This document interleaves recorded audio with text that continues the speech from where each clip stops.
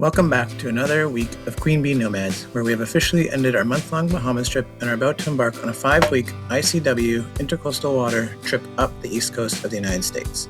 Then we'll spend some time in the Chesapeake Bay. This episode was one of our most challenging. Everything kept going wrong at the same time, but the episodes to follow are relaxing, sightseeing, and exploring the ICW and the cities along its path.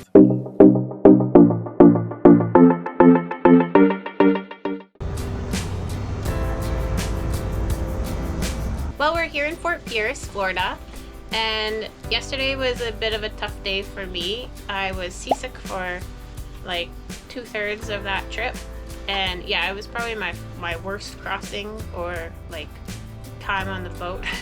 We're here.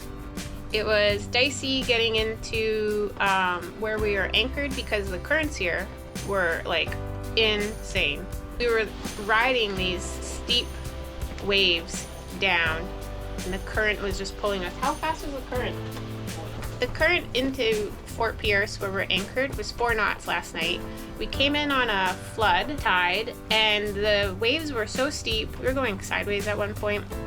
There seems to be a lot around here, a lot of restaurants. There's a Starbucks, so I think I'm gonna check that out. Today we're gonna go out, spend some time on land, walk around. We've already done an Amazon order because stuff is breaking on this boat and we need to replace a lot of things. So we've been building an Amazon list and we've placed the order, grocery shopping, all that stuff.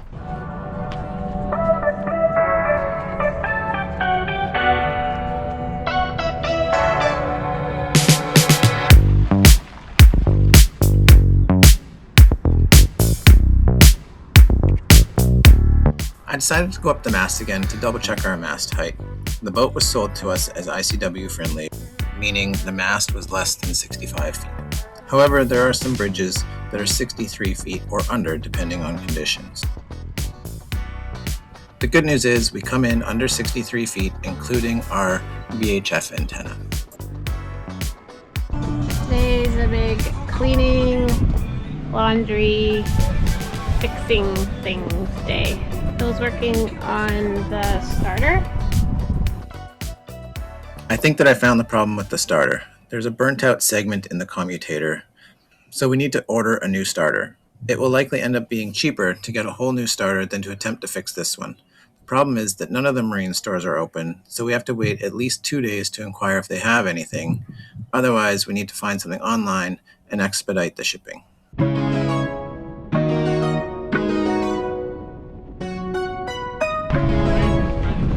This is our anchorage neighbor, Doug. He was anchored right beside us, but as you can see, the currents are so strong that he's now being pulled behind us.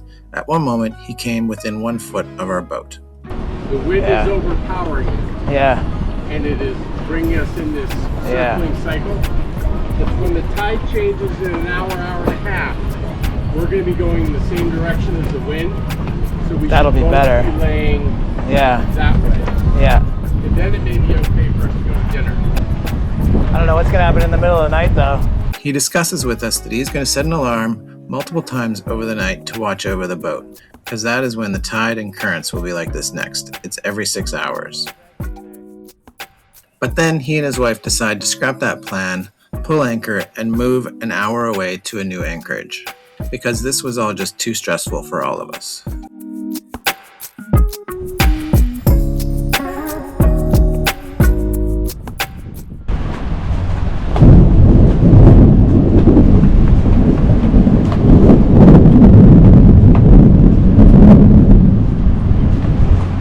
Oven, and we've had to do this several times. We've been through a lot of storms at this point, and we have to put all of our electronics in the oven. Bill is assessing because our bridle just broke. These currents are pretty wicked. Our boat keeps going, spinning around 180 in a somewhat violent manner, and it's been doing that for the past few days when the currents are just rushing and the wind is coming from the opposing direction. This is our broken bridle. It just snapped in half. Very lucky that we saw the line chafing and we went and bought new bridle rope today. to splice some eyes on it.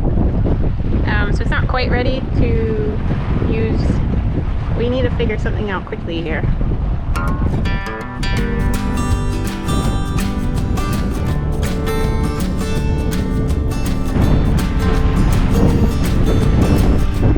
We have a treasure on our anchor. Look at all that stuff. Wow. Pushing us in where? Pushing us stronger than the current. I'm in neutral, going this way. The wind is pushing us more than the current.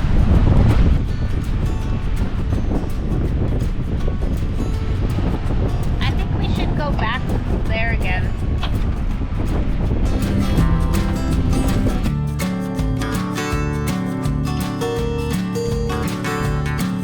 So today, so far, we've had the anchor bridle break.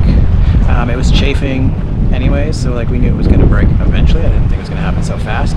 So luckily this morning we picked up a brand new one at West Marine, just by coincidence.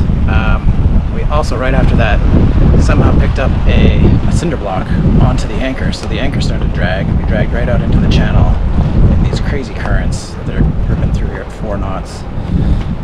So that was fun. Before I could do that though, when I came back I had to fix the Watermaker, so now that's going, because that's good because we were pretty much out of water. So now I'm going to start fixing the starboard engine. So I have my new starter here and I'm going to install that and see how it looks.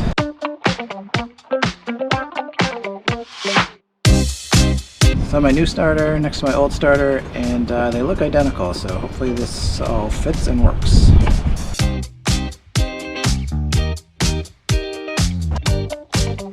We ended up finding this starter online and paid $80 US to expedite the shipping to a UPS location near our anchorage.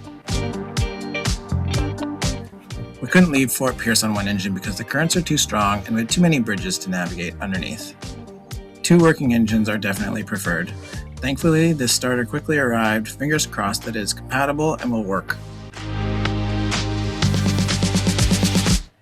The installation is very straightforward. 2 bolts, a couple of electrical connections, and then reconnecting the battery. Then final test to see if this bad boy works.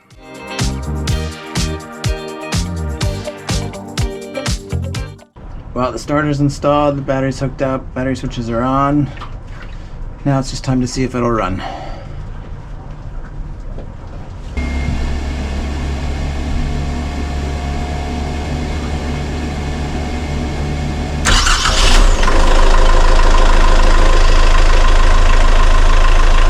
First go. It's amazing. Guess we're back on schedule. We can leave tomorrow and get out of this crazy anchorage with all this current. Thank goodness. Today was a busy day of running errands in the morning.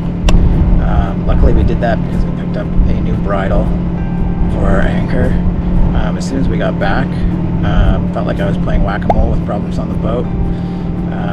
Because I had also picked up a new starter for the engine, but before I could fix that, I needed to fix the Watermaker, but before I could fix that, the bridle broke, and then after it broke, we started dragging anchor, and then quickly had to run out and grab the starter from the shipping station just over here, and then I got back, tried to fix the Watermaker, that didn't work. Well, actually it did work for a while, and then it stopped working while I was fixing the engine, so then I had to go back to the Watermaker. Just one thing after another after another. But we did get the engine started, so that's fixed.